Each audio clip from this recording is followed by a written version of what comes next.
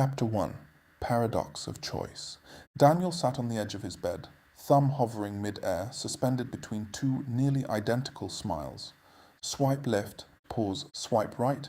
The rhythm had become instinctive, automatic even, a quiet ritual at the end of each day. 10 minutes turned into 30, 30 into an hour, faces blurred into a collage of possibilities. Hikers, dog lovers, travelers, foodies, all carefully distilled into curated fragments of a life. And yet, despite the abundance, something felt off. It hadn't always been like this. 2 months earlier, Daniel had met Sophie. She laughed easily, asked thoughtful questions, and didn't check her phone every 5 minutes. Their first date turned into 3, then 5.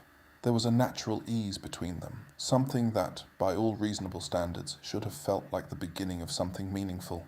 But one night, back home after seeing her, Daniel reopened the app just to look. That's what he told himself.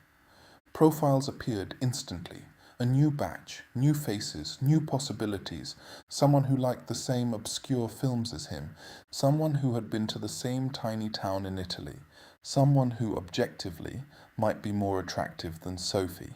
His brain lit up, not with clarity, but with comparison.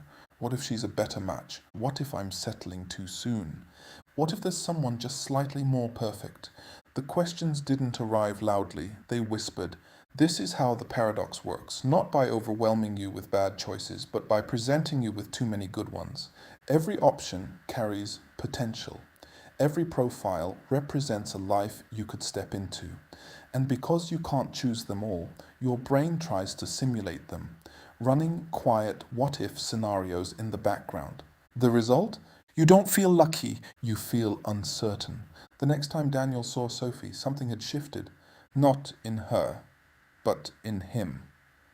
She told a story, and he found himself distracted, mentally comparing her to someone he hadn't even met. When she laughed, he wondered if someone else might laugh better. When she talked about her job, he caught himself thinking about another profile, someone more ambitious, more aligned, more something. Sophie hadn't changed, but his perception had. Afterward, walking home, Daniel felt a strange dissatisfaction he couldn't fully explain. By any traditional measure, the date had gone well. So why did it feel incomplete? Because when you choose from abundance, your mind doesn't just evaluate what you gain, it fixates on what you lose. Every yes silently contains 1,000 no's, and in a world of endless scrolling, those no's never disappear. They remain visible, accessible, and refreshable. A week later, Daniel ended things with Sophie. He told himself it wasn't quite right, that something was missing, that he needed to keep exploring. It sounded reasonable, even responsible. That night he opened the app again. Swipe, swipe, swipe. The faces returned, new ones this time, equally promising, equally incomplete.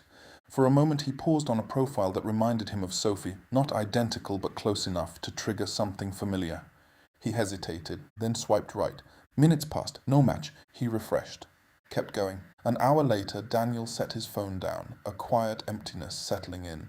Not regret exactly, but not satisfaction either. Just the lingering sense that, despite all the options in front of him, he hadn't actually moved any closer to what he was looking for. Because the paradox isn't that we have too few good choices. It's when we have too many that we lose the ability to feel certain about any of them. And without certainty, even the right choice can feel like the wrong one.